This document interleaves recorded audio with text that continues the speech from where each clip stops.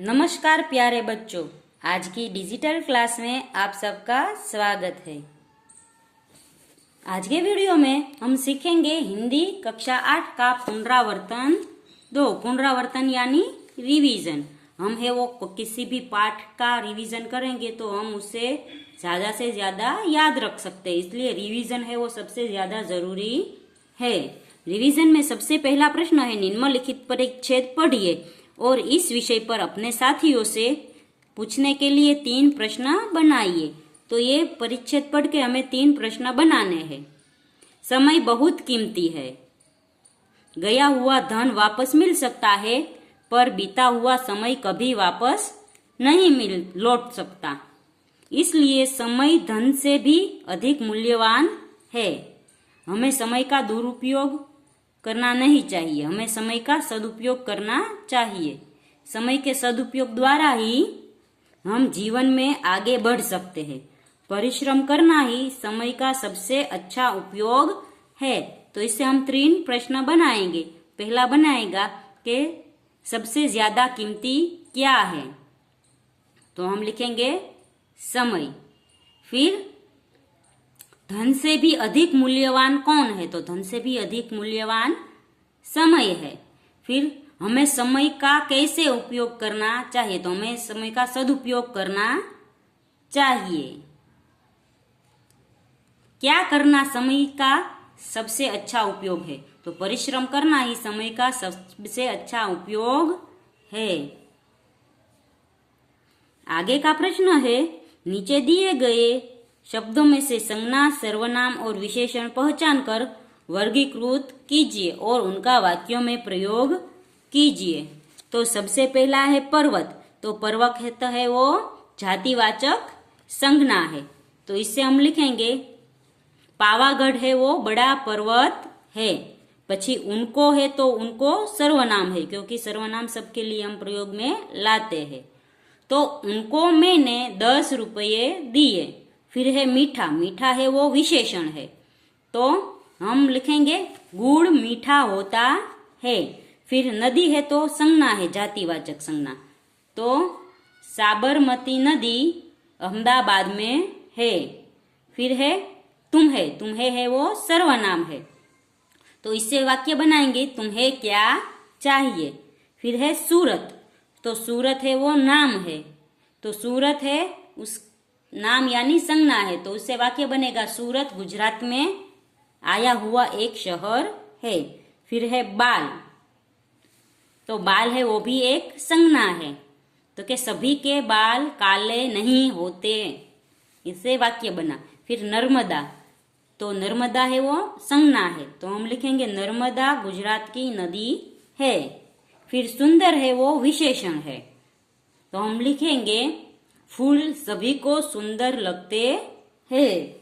फिर बड़ा है वो भी सर्वनाम है, तो मेरा एक बड़ा भाई है, ये वाक्य बना। फिर मेहनती है वो विशेषण है,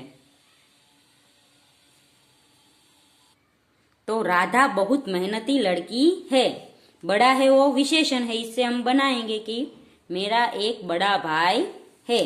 फिर हम है वो एक सर्वनाम है, तो हम भारत के वासी है या निवासी है।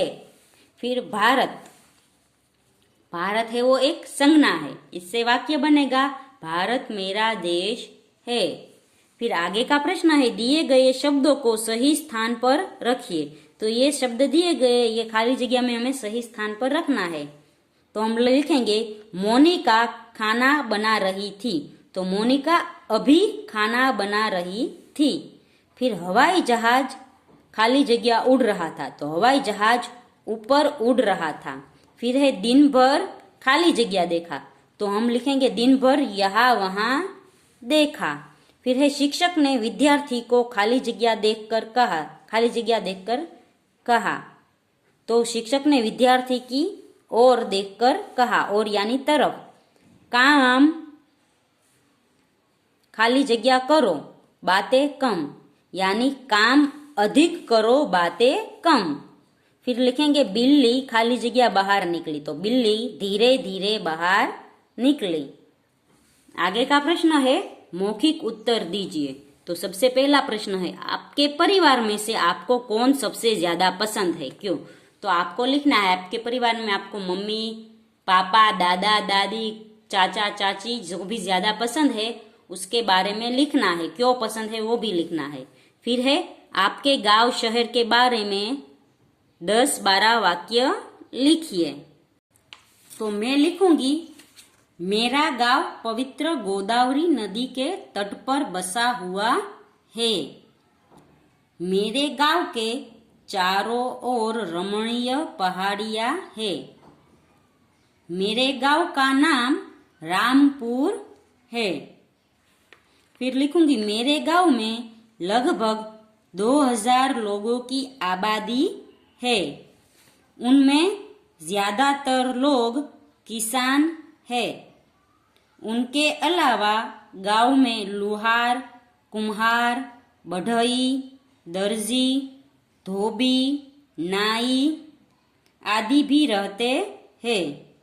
गांव के लोग बहुत सीधे साधे और मेहनती है। रामपुर गांव में एक पाठशाला है। गांव में एक छोटा सा अस्पताल है। वहां गांव के मरीजों का बहुत कम पैसों में इलाज किया जाता है। गांव में 4-5 दुकानें हैं और हर रविवार गांव में बड़ा बाजार लगता है। सचमुच रामपुर एक आदर्श गांव है।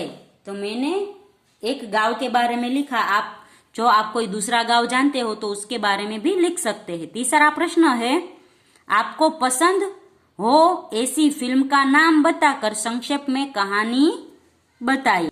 तो इसमें आपको जो भी पसंद फिल्म अच्छी लगती है उसका नाम बताकर संक्षेप में कहानी लिखनी है। आपको जो फिल्म में आपको कुछ सीखना मिले वो फिल्म का नाम और उस कहानी लिख सकते हैं। फिर है यदि सूरज ना निकले तो क्या होगा। यदि सूरज ना निकले तो जीवन शक्य नहीं होगा, क्योंकि सूरज ना निकले तो पूरी धरती पर अंधेरा ही अंधेरा होगा। फिर है यदि आप गांव के सरपंच होते तो, यदि मैं गांव की सरपंच होती तो मैं गांव में सभी सुविधाओं से उपलब्ध गांव बनाती और गांव में कोई भी कमी ना रखती। गांव के सारे लोगों के प्रश्न हल खुद जाकर ढूंढती।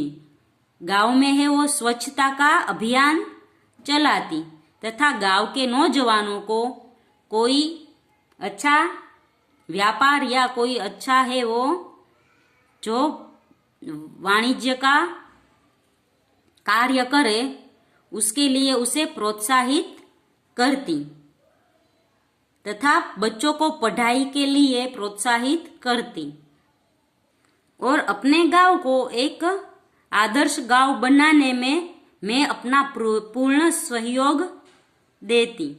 तो बच्चों सरपंच बनने पर आप जो भी सोचते हैं वो आप लिख सकते हैं। तो बच्चों यहाँ पर है वो पुनरावर्तन 2 खत्म होता है और हमारा सेमेस्टर 1 भी खत्म होता है। अगले वीडियो में हम सेमेस्टर 2 शुरू करेंगे। तब तक के लिए गुड बाय, टेक केयर।